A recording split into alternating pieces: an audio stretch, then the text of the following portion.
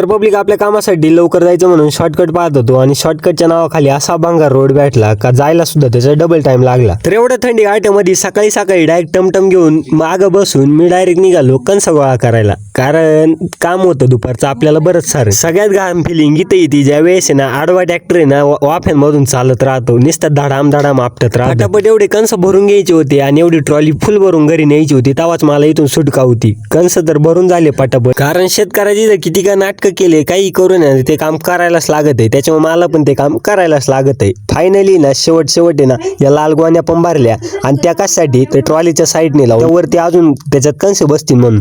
तर पप्पा हे सगळं करून येणार होते आणि मला झालता आता जायला टाइम। पटकन जाळ्या घेऊन आहे ना कल्टी मारायचं पाहत होतो आणि शेवट तो वेळ आलीच का मी कल्टी मारली। घरी आल्यावर ना अख्खी का म्हणजे कणसच कणस आहे, निस्ते कणसच कणस आहे, विषयच नाही। म्हणजे या वेळेस नाही निस्ते पोतेच्या पोतेच भरणारे मक्कानी, विषय करायचा नाही डायरेक्ट विषय खोल। तर आपल्या जेवणामध्ये ना कायम भात राहतो, 2 दिवसाला तरी मला भात लागतो, मग मस्त आहे ना भात दणकावून आणला, नाही तसं काय जमतच नाही आपल्याला, भात म्हणजे भात पाहिजे।